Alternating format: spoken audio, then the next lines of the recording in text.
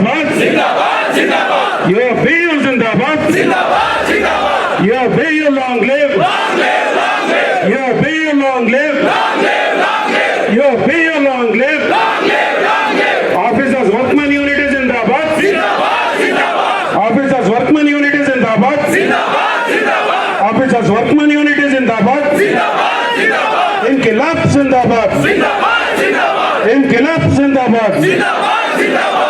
Inkilab Zindabad. Zindabad. ಬೇಕೇ ಬೇಕು. ಬೇಕೇ ಬೇಕು. ಬೇಕೇ ಬೇಕು. आवाज दो. आवाज दो. और जोर से आवाज दो. और जोर से आवाज दो. Banking. Fridays banking. Fridays banking. Fridays banking. Fridays banking. Thank you, comrades. You have not taken as it is. Earlier, 4 Saturday off days were there. That you have made it full day.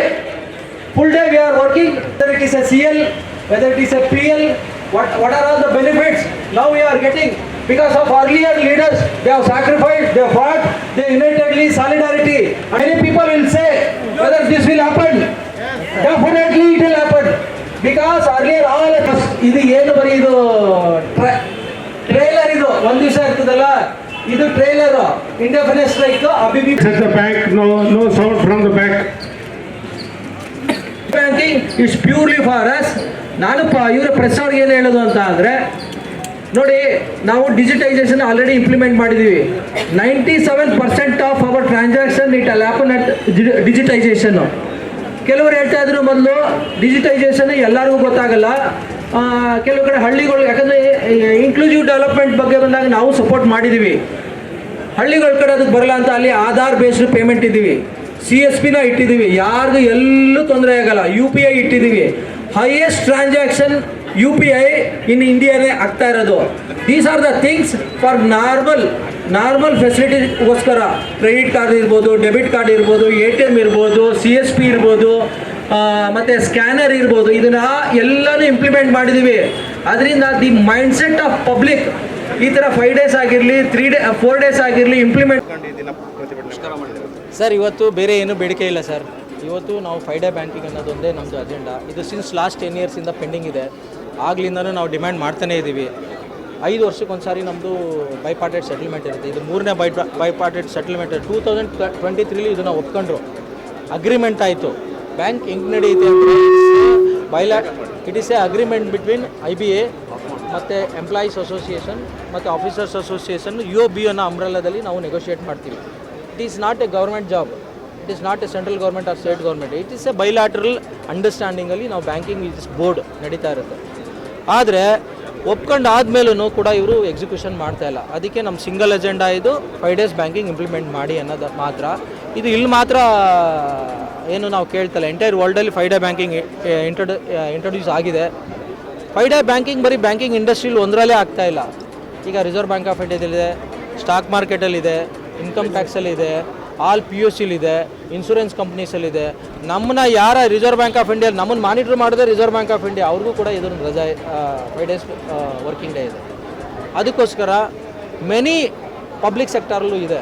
ಅದನ್ನು ಈಗ ಸಾಫ್ಟ್ವೇರಲ್ಲೂ ನೋಡಿ 5 days working ಮಾತ್ರ ಇರೋದು. 5 daysಯಿಂದ ಏನು help ಆಗುತ್ತೆ ಅಂತ ಅಂದರೆ banking ಇಂಡಸ್ಟ್ರಿಲಿ ತುಂಬ ಪ್ರೆಷರ್ ಇರುತ್ತೆ. ಅರ್ಲಿಯರು ನಾವು ಮಾಸ್ ಬ್ಯಾಂಕಿಂಗ್ ಅಂತ ಇತ್ತು. ಈಗ mass banking plus class banking ಎರಡೂ ಇರುತ್ತೆ. ಬಿಸ್ನೆಸ್ ಟಾರ್ಗೆಟ್ಸ್ ಇರುತ್ತೆ. ಅವ್ರಿಗೆ ನಮ್ಮ ಕಲೀಗ್ ಹೇಳಿದ್ರು, ಕೆಲವು ಸಾರಿ ಎಷ್ಟೋ ದಿವಸ ಪಾಪ ಅವ್ರ ಫ್ಯಾಮಿಲಿ ಮಕ್ಳುಗಳನ್ನೇ ನೋಡೋಕ್ಕಾಗಿರಲ್ಲ, ಬೆಳಗ್ಗೆ ಆಗಿರ್ಬೋದು, ರಾತ್ರಿ ಆಗಿರ್ಬೋದು, ಲೇಟ್ ಆಗುತ್ತೆ. ನಾನು ಆಗಲೇ ಹೇಳಿದೆ, ನಿಮಗೆಲ್ಲ ಹೊರಗಡೆ ಬ್ಯಾಂಕಿಂಗ್ ಇಲ್ಲದೇ ಪಬ್ಲಿಕ್ ಅವ್ರಿಗೆ ಏನು ಅನಿಸುತ್ತೆ, 4 ಗಂಟೆಗೆ ಇದು ಕ್ಲೋಸ್ ಆಗಿಬಿಡುತ್ತೆ ಅನಿಸುತ್ತೆ. ಆ ಥರ ಇರಲ್ಲ. ಇದು 4 ಗಂಟೆ ಅಲ್ಲ, 8 ಗಂಟೆ ತನಕನೂ ಇರುತ್ತೆ, 10 ಗಂಟೆ ತನಕನೂ ಇರುತ್ತೆ. ನಾವು ಆ ದಿವಸ ಏನು ಓಪನ್ ಆಗುತ್ತೆ ಅದನ್ನು ಕ್ಲೋಸ್ ಮಾಡಿ ಬೆಸ್ಟೆಸ್ಟ್ ಕಸ್ಟಮರ್ ಸರ್ವಿಸ್ ಕೊಟ್ಟಿದ್ದೀವಿ.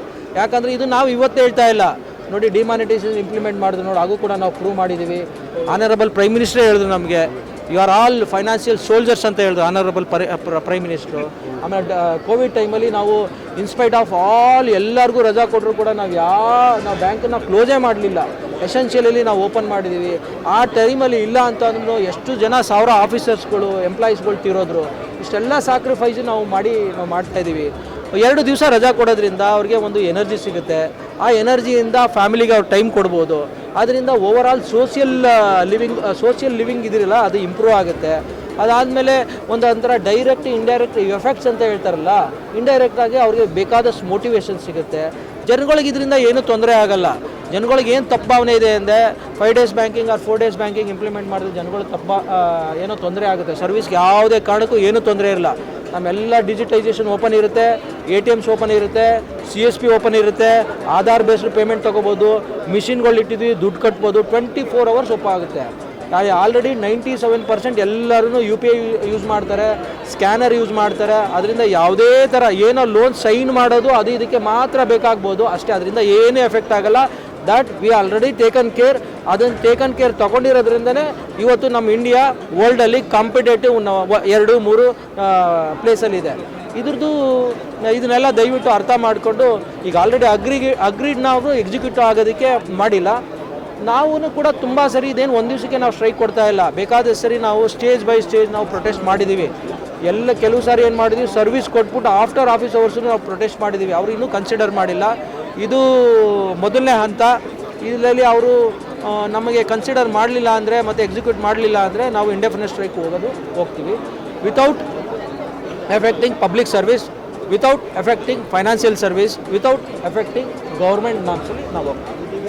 ವಿತೌಟ್ ಎಫೆಕ್ಟಿಂಗ್ ನೀವು ಮಾಡ್ತು ಅಂದರೆ ಅವರು ನಿಮ್ಮ ಕೂಗನ್ನ ಕೇಳಿಸ್ಕೊತಾರೆ. ಅದೇ ಪ್ರಾಬ್ಲಮ್ ಆಗಿರೋದು. ನಾನು ಅದನ್ನೇ ಹೇಳಿದೆ ಆಗ್ಲೂ. ನಾವೇನು ಮಾಡ್ತೀವಿ ಅಂದರೆ ಲಾರ್ಜರ್ ಇಂಟ್ರೆಸ್ಟಲ್ಲಿ ಯೋಚನೆ ಮಾಡ್ತೀವಿ. ಗೌರ್ಮೆಂಟಿಗೆ ತೊಂದರೆ ಆಗಬಾರ್ದು, ಕಸ್ಟಮರ್ಸಿಗೆ ತೊಂದರೆ ಆಗಬಾರ್ದು. ಯಾಕಂದರೆ ಬ್ಯಾಂಕಿಂಗ್ ಸಿಸ್ಟಮೇ ಹಂಗೆ.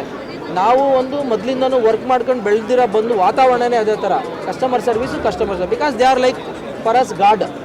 ಇದರಿಂದ ನಾವು ಮಾಡ್ಕೊಂಡು ಹೋಗ್ತೀವಿ. ಅದನ್ನು they should not take it as A disadvantage ಥರ ತೊಗೋಬಾರ್ದು ಅನ್ನೋದು ಅವ್ರಿಗೆ ನಾವು ಹೇಳ್ತೀವಿ. ದಿನ ಏನು ವರ್ಕಿಂಗ್ ಅವರ್ಸ್ ಬಿಟ್ಟು ಪ್ರತಿಭಟನೆ ಮಾಡ್ತಿದ್ವಿ. ಇವತ್ತು ದೇಶಾದ್ಯಂತ ಬ್ಯಾಂಕ್ ಕ್ಲೋಸ್ ಮಾಡಿ ಮುಷ್ಕರ ಮಾಡ್ತಿದ್ದೀರಾ. ಮುಂದಿನ ದಿನಗಳಲ್ಲಿ ಯಾವ ರೀತಿ ಇರುತ್ತೆ ಸರ್? ಇದೇ ಥರ ಇರುತ್ತೆ. ನೋಡಿ ಸರ್, ಇವಾಗ ಏನೇನು ನಾವು ಅವ್ರಿಗೆ ಸಿಗ್ನಲ್ ಕೊಡಬೇಕು, ನಾವು ನೋಟಿಸ್ ಕೊಟ್ಬಿಟ್ಟು ಮಾಡಿದ್ದೀವಿ. ಅವ್ರು ಇನ್ನೂ ಕೂಡ ಎಚ್ಚೆತ್ಕೊತಾ ಇಲ್ಲ. ಇದು ಫಸ್ಟು ಸ್ಟೆಪ್, 1 day ಸ್ಟ್ರೈಕ್ ಕೊಟ್ಟಿದ್ದೀವಿ. ನೆಕ್ಸ್ಟು ನೋಡ್ತೀವಿ. ಈಗ ಲಾಸ್ಟ್ ಸಂಡೇನೂ ಕೂಡ ನಾವು ಮೀಟಿಂಗ್ ಮಾಡಿದ್ವಿ ಅವ್ರ ಹತ್ರ, CLCದು. ಆ ಮೀಟಿಂಗಲ್ಲೂ ಸಕ್ಸಸ್ ಆಗಲಿಲ್ಲ. ಮತ್ತು ಇದರಿಂದ ಯಾರಿಗೂ ಏನೇ ಎಫೆಕ್ಟ್ ಇಲ್ಲ. ಲಾಸ್ಟ್ 4 ಸ್ಯಾಟರ್ಡೇ ಹಾಫ್ ಡೇ ಇತ್ತು ನಮಗೆ. ಆವಾಗ ನಾವು ಫುಲ್ ಡೇ ಸ್ಯಾಟರ್ಡೇಗೆ ಒಪ್ಕೊಂಡು 2 ಸ್ಯಾಟರ್ಡೇ ಒಪ್ಕೊಂಡಿದ್ದೀವಿ. ಇದನ್ನು ಕೂಡ ಅಷ್ಟೇ 40 minutes ರೈಸ್ ಮಾಡ್ತೀವಿ ಪರ್ ಡೇ ಅಂತ ಅಂದ್ಕೊಂಡಿದ್ದೀವಿ. ಅದರಿಂದ ಏನೂ ಇರಲ್ಲಪ್ಪ. ಮೋರೋವರು ಯಾವುದೇ ನಡೀತದೆ ಬ್ಯಾಂಕಿಂದ ಏನಿರುತ್ತೆ ಅವ್ರಿಗೆ, ಬೇರೆ ಯಾವ ಡಿಪಾರ್ಟ್ಮೆಂಟು ನಡೆಯಲ್ಲ. ರಿಸರ್ವ್ ಬ್ಯಾಂಕ್ ಆಫ್ ಇಂಡಿಯಾ ನಡೆಯಲ್ಲ, LIC ನಡೆಯಲ್ಲ, ಸ್ಟಾಕ್ಸ್ ನಡೆಯಲ್ಲ, ಇನ್ಶೂರೆನ್ಸ್ ಕಂಪ್ನಿಗಳು ನಡೆಯಲ್ಲ, IRDA ನಡೆಯಲ್ಲ. ಯಾವುದು ನಡೀತದೆ ಅಂದರೆ ಬ್ಯಾಂಕಲ್ಲಿ ಏನಿರುತ್ತೆ ಅವ್ರಿಗೆ. ಸರ್, ಈ ಮುಷ್ಕರದಿಂದ ಏನು ಹೊರ ರಾಜ್ಯಗಳಲ್ಲಿ ತಮ್ಮ ಬಂಧುಗಳಿರ್ತಾರೆ, ಅಂದರೆ ಸಾರ್ವಜನಿಕರು, ಅವ್ರಿಗೆ ಹಾಸ್ಪಿಟಲೈಸ್ ಆದಂಥ ಸಂದರ್ಭದಲ್ಲಿ ಹಣಕಾಸು ಹಾಕುವಂಥ ಸಂದರ್ಭದಲ್ಲಿ ಬ್ಯಾಂಕ್ಗಳೇ ಕ್ಲೋಸ್ ಆಗಿಬಿಟ್ರೆ ಅವರು ಯಾವ ರೀತಿ ಫೇಸ್ ಮಾಡ್ತಾರೆ? ನೋಡಿ, ಎಸ್ಪೆಷಲಿ ಹಾಸ್ಪಿಟ್ಲ್ ಹೇಳಿದ್ರಲ್ಲ, UPI ಇದೆಲ್ಲ ಅಪ್ ಟು 1 lakh ತನಕ ಅಲೋ ಇದೆ. ಅದರಲ್ಲಿ ಏನೂ ತೊಂದರೆ ಆಗಲ್ಲ. ಮತ್ತು ಡಿಜಿಟೈಸಲ್ಲಿ ಅವರು RTGS ಮಾಡ್ಬೋದು, NEFT ಮಾಡ್ಬೋದು, ಏನು ಬೇಕಾದರೂ ಮಾಡ್ಬೋದು. ಆ ಥರ ಏನು ತೊಂದರೆ ಆಗಲ್ಲ. CDM ಇದೆ, ಅಪ್ ಟು 50,000 ತನಕ. ಮತ್ತು ಯೋನೋ ಕ್ಯಾಶ್ ಅನ್ನೋದು ಇಂಟ್ರೊಡ್ಯೂಸ್ ಮಾಡಿದ್ದೀವಿ. ಬ್ಯಾಂಕಲ್ಲಿ they have taken utmost care. ಇದನ್ನೆಲ್ಲ ನೀವೇನು ಹೇಳಿದ್ರಲ್ಲ, ಅದಕ್ಕೆ ಅಪ್ರಿಷಿಯೇಷನ್ ಇದ್ದೇ ಇರುತ್ತೆ. ಅದನ್ನೇ ನಾನು ಹೇಳಿದ್ದು, ಪಬ್ಲಿಕ್ಗೆ ಇದ್ರ ಬಗ್ಗೆ ಗೊತ್ತಿರಲ್ಲ. ಅದಕ್ಕೆಲ್ಲ ನಾವು ಕೇರ್ ತೊಗೊಂಡಿರ್ತೀವಿ. ನೀವೇ ಆಗಲಿ ಒಂದು ಹಾಸ್ಪಿಟ್ಲಿಗೆ 1 ಲಕ್ಷ ಕೊಡಬೇಕಂದ್ರೆ UPI 1 ಸೆಕೆಂಡ್ ಹಾಕ್ಬೋದು. ಇದೆ, ಅದಕ್ಕೆಲ್ಲ ನಾವು ಫೆಸಿಲಿಟಿ ಉದ್ಯೋಗಿಗಳಿಗೆ ಏನು ವರ್ಕ್ ಪ್ರೆಷರ್ ಸಿಕ್ಕಾಪಟ್ಟೆ ಆಗ್ತಿದೆ ಸರ್. ಈಗ ನೋಡಿ, ಇಂಡಿಯಾದಲ್ಲಿ ಈಕ್ವಾಲಿಟಿ ಇದೆ. ಮಹಿಳಾ ಮತ್ತು ಜೆಂಟ್ಸ್ ಆ ಥರ ಏನೂ ಇರಲ್ಲ. But of course they are having certain social responsibilities. ಅವ್ರಿಗೆ law of the land is ultimate sir. Bank is not a separate from that.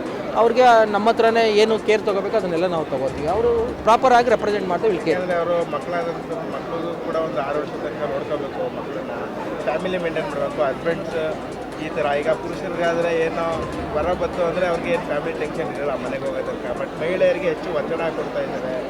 ಏನೋ ಕೆಲಸ ಆದರೆ ರಜೆ ಟೈಮಲ್ಲಿ ಕೂಡ ವರ್ಕಿಂಗ್ ಕರೀತಾರೆ ಅನ್ನೋದು ಬ್ಯಾಂಕ್ ಸೆಕ್ಟರ್ನಲ್ಲಿ ಜಾಸ್ತಿ. ನೋಡಿ ಸರ್, ನೋಡಿ, ಮಹಿಳೆಯರಿಗೋಸ್ಕರನೂ ಅಷ್ಟೇ ಮೆಟರ್ನಿಟಿ ಲೀವ್ ಇರ್ಬೋದು, ಬೇರೆ ಬೇರೆ ಲೀವ್ಸ್ ಬರೋದು ಎಷ್ಟೊಂದು ನಾವು ತಂದಿದ್ದೀವಿ. ಈ ಬೈಪಾರ್ಟೇಟಲ್ಲಿ ನಾವು ಮಂತ್ಲಿ ಒಂದು ಮೆನ್ಸ್ಟ್ರೇಷನ್ ಲೀವ್ನು ಕೂಡ ತಂದಿದ್ದೀವಿ. These are the things. ನೋಡಿ, ಯಾವಾಗಲೂ ಏನಾಗುತ್ತೆ, ಒಳ್ಳೆ ಕಾರ್ಯಗಳು ಒಂದೇ ದಿವಸಕ್ಕೆ ನಿಂತೋಗಲ್ಲ, ಅದು ನಡೀತಾನೇ ಇರ್ತದೆ. Will take care that also. Whatever you are expressing, it may be true.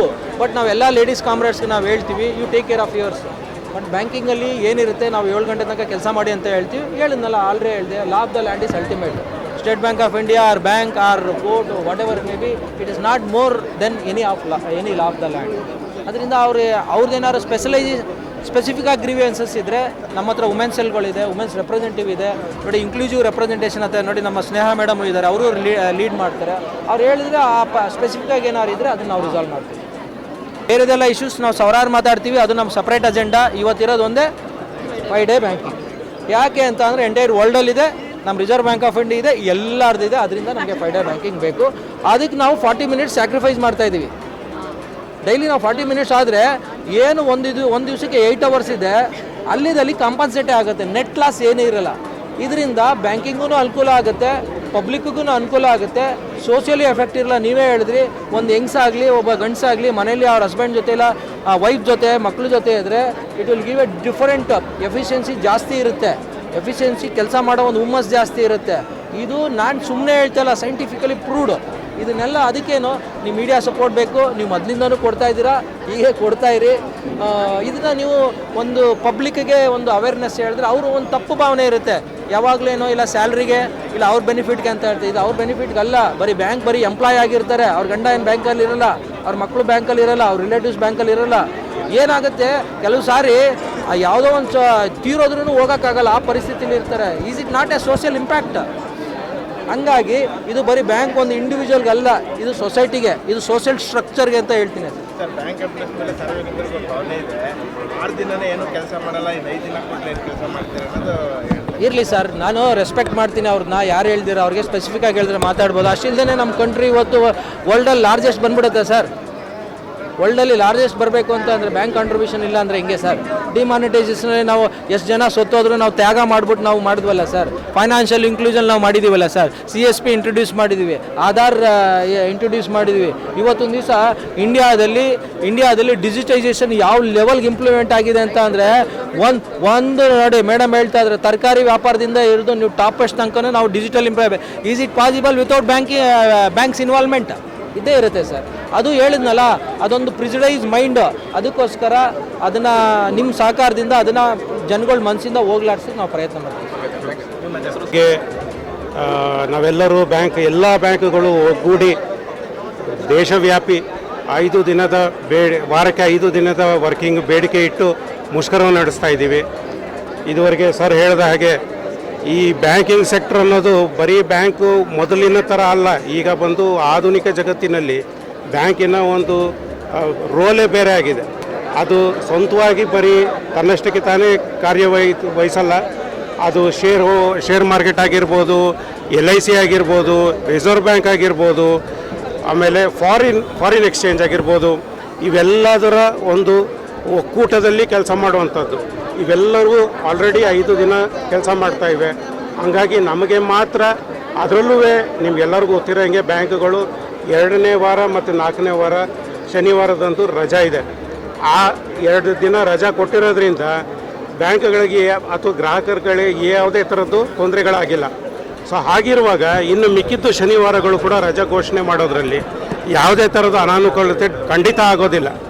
ಇದು ಒಂದು, ಈಗ ನೀವು ಪ್ರಶ್ನೆ ಕೇಳಿದ್ರಿ ಇದಕ್ಕೆ ಮುಂಚೆ, 6 ದಿನ ಮಾಡ್ತಾಯಿದ್ದೆ, 5 ದಿನಕ್ಕೆ ಏಕಾಏಕಿ ನಿಮಗೆ ರಜಾ ಕೊಟ್ಟುಬಿಟ್ರೆ ಕಸ್ಟಮರ್ಗಳಿಗೆ ಏನಾದ್ರು ತೊಂದರೆ ಆಗುತ್ತೆ? ಖಂಡಿತ ಆಗೋದಿಲ್ಲ. ನೀವೇ ನೋಡ್ತೀರಿ, ಇದೊಂದು ಸತಿ ಇಂಪ್ಲಿಮೆಂಟ್ ಆಗಲಿ. ಯಾಕಂತಂದರೆ ಯಾರೇ ಆಗಲಿ, ನಾವೇ ಆಗಲಿ, ಯಾರೇ ಯಾವುದೇ ಕೆಲಸ ಕಾರ್ಯ ವಹಿಸಲಿ ಅವ್ರಿಗೆ. ನನ್ನ ಹೆಸರು ಸ್ನೇಹ ಅಂತ ಹೇಳಿ, ನಾನು SBIನಲ್ಲಿ ವರ್ಕ್ ಮಾಡ್ತಾನೆ. ನಾನು AGS ಆಗಿದ್ದೀನಿ. ನಾವಿವತ್ತು ಸ್ಟ್ರೈಕ್ ಮಾಡ್ತಾ ಇರೋದು 5 ದಿನದ ಬ್ಯಾಂಕಿಂಗ್ ಆಗಿ. ಆಮೇಲೆ ಸ್ಟ್ರೈಕ್ ಅಂದರೆ ಒಂದು ಕಾಮನ್ ಮೈಂಡ್ ಸೆಟ್ ಇದೆ. ಅಂದರೆ ನಾವು ನಮ್ಮ ಬ್ಯಾಂಕಿಂಗ್ ಇಂಡಸ್ಟ್ರಿನಲ್ಲಿ ನಾವು ಸ್ಟ್ರೈಕ್ ಹೋಯಿತು ಅಂದರೆ ನಾವು ಲಾಸ್ ಆಫ್ ಪೇ, ಅಂದರೆ ನಮ್ಮ ಒಂದು ಇವತ್ತಿನ ಸಂಬಳನ ಕಟ್ ಮಾಡಿಕೊಂಡು ನಾವು ಅದನ್ನು ಒಂಥರ ಡೊನೇಟ್ ಅಂದ್ಕೊಳ್ಬೋದು. ಡೊನೇಟ್ ಮಾಡಿಕೊಂಡು ನಾವು ಇವತ್ತು ಮುಷ್ಕರಕ್ಕೆ ಹೋಗ್ತಾ ಇದ್ದೀವಿ. ಅದನ್ನು ಫೋರ್ಸ್ ಮಾಡಿರೋದು ಗೌರ್ಮೆಂಟ್ ನಮ್ಮ ಮೇಲೆ. ಯಾಕೆ ಅಂತಂದರೆ 2023ರಲ್ಲಿ ಮಾರ್ಚಲ್ಲಿ ಏಕಾಏಕಿ ನಮಗೆ ವೇಜ್ ಸೆಟಲ್ಮೆಂಟ್ ಆಗೋದು ಡ್ಯೂ ಇತ್ತು. ಏಕಾಏಕಿ ಅದನ್ನು ಫೈನಾನ್ಷಿಯಲ್ ಕೊಟ್ಬಿಟ್ರು, ನಮಗೆ ದುಡ್ಡನ್ನು ಕೊಟ್ಬಿಟ್ರು. ಇದನ್ನು ಆಮೇಲೆ ಮಾತಾಡೋಣ ಅಂತ ಈಗ ನೋಡಿ, ಈ ಮಾರ್ಚ್ ಬಂತು ಅಂದರೆ 3 ವರ್ಷ, 2023ನೇ ಇಸ್ವಿಯಿಂದ 2026 ಅಂದರೆ 3 ವರ್ಷದಿಂದ ನಾಳೆ ಮಾತಾಡೋಣ ನಾಡಿದ್ದು ಮಾತಾಡೋಣ ಅಂತ ತಳ್ಕೊಂಡೇ ಬಂದಿದೆಯೇ ಹೊರತು 23ನೇ ತಾರೀಕು ರೀಕನ್ಸಿಲೇಷನ್ ಮೀಟಿಂಗ್ ಇತ್ತು, 24ನೇ ತಾರೀಕು ರೀಕನ್ಸಿಲೇಷನ್ ಮೀಟಿಂಗ್ ಇತ್ತು. ಯಾವ ಮೀಟಿಂಗಲ್ಲೂ ಯಾವುದೇ ರೀತಿ ಅದು ಒಪ್ಕೊಂಡ ನಂತರ 2023ರಲ್ಲೇ ಸೇಮ್ ಗೌರ್ಮೆಂಟೇ ಇದ್ದಿದ್ದು, ಒಪ್ಕೊಂಡ ನಂತರನೂ ಇವತ್ತು ನಾಳೆ ಅಂತ ಪುಷ್ ಮಾಡ್ಕೊಂಡು ಬಂದಿದೆ. ಅದರಿಂದಾಗೆ ನಾವು we are force to go on strike. ಆಮೇಲೆ ಸ್ಟ್ರೈಕ್ ಹೋಯ್ತು ಅಂದರೆ ಸಾರ್ವಜನಿಕರು ಅರ್ಥ ಮಾಡ್ಕೋಬೇಕು, ಲೈಕ್ ನಾವು ಅವ್ರ ದುಡ್ಡಲ್ಲಿ ಅಥವಾ ಏನೋ ಟ್ಯಾಕ್ಸ್ ದುಡ್ಡಲ್ಲಿ ನಮ್ಮ ಸಂಬಳನ ಸ್ಯಾಕ್ರಿಫೈಸ್ ಮಾಡಿ ಹೋಗ್ತಾ ಇದ್ದೀವಿ.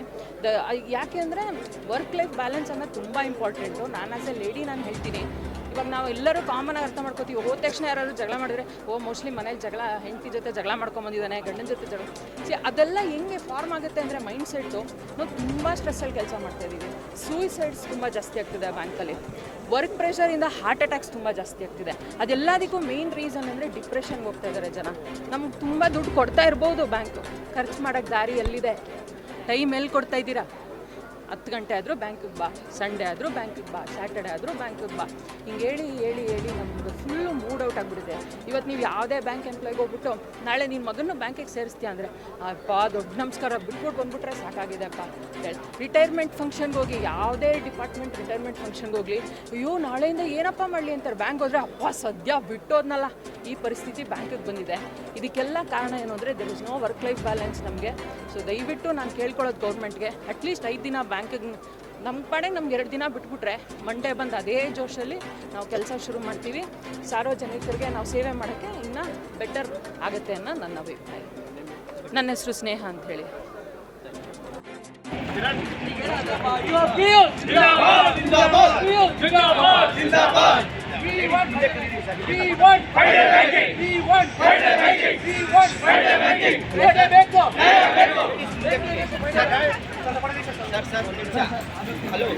ಸರ್